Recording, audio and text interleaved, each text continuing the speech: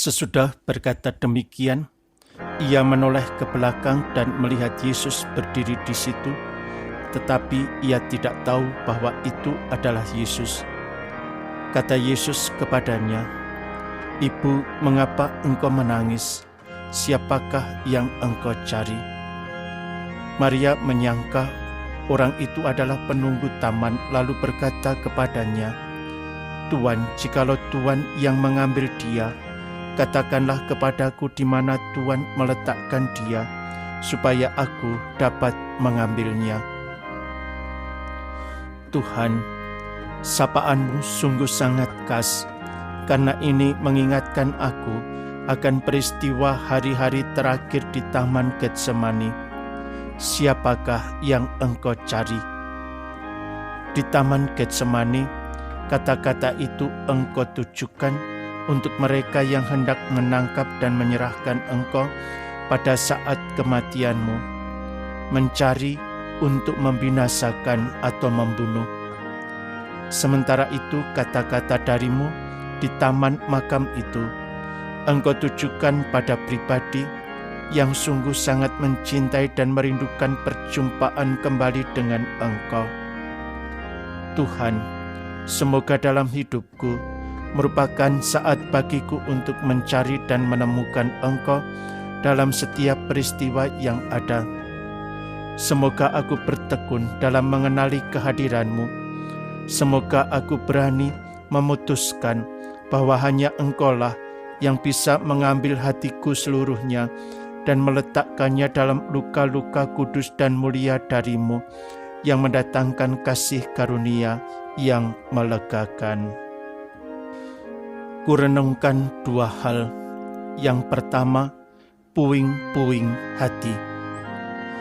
Pengalaman hidup bahwa hati hancur berkeping-keping adalah pengalaman yang konkret dalam hidupku. Kalau hendak merunut penyebabnya, ada lebih dari satu sumber yang menjadi pemicunya. Maria Magdalena dikubur Yesus benar-benar menangis dan hatinya hancur berkeping-keping karena kubur kosong, dan ia tidak tahu apa yang terjadi dengan dia yang dibaringkan dalam kubur. Diambil orang, diletakkan orang di tempat lain, ataukah ia tidak lagi menangisi kematian Tuhan Yesus, melainkan ia menangisi Tuhan Yesus yang jenazahnya tidak didapati olehnya di makam itu. Adalah selalu ada peluang dan harapan yang dapat dimulai kembali oleh Tuhan dalam diri seseorang, melampaui semua kegagalan yang sedang dan tengah dihadapinya. Bahkan dari keping-keping puing-puing hatiku yang berserakan kemana-mana, Tuhan akan membangun sebuah karya seni hidup baru lagi. Bahkan dari fragmen kemanusiaanku yang menghancurkan, Tuhan sudah menyiapkan sejarah baru, agenda kehidupan baruku. Di salib, penderitaan, kehancuran dan kematian, serta dalam kemuliaan, hidup yang dilahirkan kembali, sejarah yang berubah, harapan yang dilahirkan kembali. 2. Membangkitkan kesedihan. Pergi ke kuburan Yesus, para wanita itu pergi untuk mengingat segala hal dan pengalaman serta kebersamaan yang pernah mereka alami, rasakan dan kagumi, serta mereka tinggali bersama dengan Tuhan Yesus, dan yang sekarang semuanya itu hilang selamanya, lenyap seketika. Maka mereka pergi ke makam Tuhan untuk membangkitkan kesedihan. Kesedihan ini adalah gambaran bahwa fakta akan segala sesuatu yang indah sudah selesai, sudah berakhir, dan hanya bisa sekadar diingat belaka. Dengan demikian aku disadarkan bahwa aku hanya hidup dalam iman akan kenangan, karena seolah-olah Tuhan Yesus adalah karakter masa lampau, teman masa mudaku sekarang jauh, sebuah fakta yang hanya terjadi dahulu kala saja. Apabila aku hanya bertumbuh dalam iman akan kenangan, maka aku tidak akan berkembang.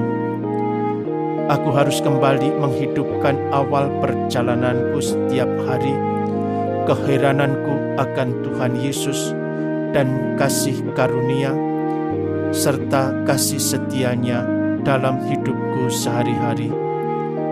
Aku tidak boleh membangkitkan terus kesedihan demi kesedihan dalam hidupku.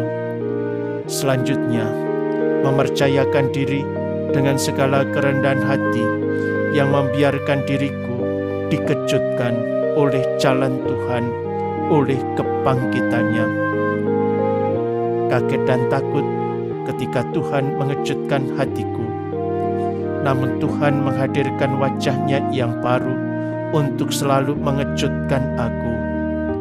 Bagiku, pergi ke Galilea berarti menemukan bahwa Tuhan tidak dapat ditempatkan dalam kenang-kenangan, dalam memori-memoriku, dalam kenanganku akan masa lampau, melainkan ditempatkan dalam perjalanan sejarah hidupku saat ini, yang selalu ditandai dengan saat Tuhan yang mengejutkan hatiku. Dengan kebangkitannya, Dia tidak akan pernah berhenti membuat aku takjub dan keheranan dengan kejutan demi kejutan yang dibuat oleh-Nya. Berkatilah aku selalu, ya Tuhan, Bapa dan Putra dan Roh Kudus. Amin. Marilah berdoa. Ya Yesus, Engkau telah wafat, namun sumber kehidupan telah memancar bagi jiwa-jiwa, dan terbukalah lautan kerahiman bagi segenap dunia. O sumber kehidupan kerahiman ilahi yang tak terselami, naungilah segenap dunia dan curahkanlah diri-Mu kepada kami. Allah yang kekal, kerahiman-Mu tak terselami, dan perbendaharaan belas kasihan tiada habisnya. Pandanglah aku dengan penuh kasih sayang, perlipat gandakanlah dalam diriku kerahiman-Mu, supaya pada saat yang sulit aku jangan putus asa atau patah semangat, melainkan dengan penuh harapan menyerahkan diri kepada kehendak-Mu yang suci, yang adalah kasih dan belas kasihan semata-mata. Amin. Marilah berdoa kepada Santo Yosef. Terberkatilah Santo Yusuf yang senantiasa berjaga-jaga bagi keluarga kudus, baik pada saat pengungsian ke Mesir maupun dalam hidup sehari-hari di Nazaret. Kami mohon kepadamu, supaya dalam masa sulit Engkau senantiasa melindungi gereja dari pencobaan demi pencobaan yang dapat menjauhkan gereja dari kesetiaan akan Injil, dan melindungi kami umat beriman, supaya kami senantiasa setia kepada Kristus dan membawa kegembiraan iman bagi mereka yang ada di sekitar kami. Amin. Santo Yusuf, uruslah keperluan-keperluan kami. Santo Yusuf, syukur atas bantuan-Mu. Santo Yusuf, doakanlah kami. Amin.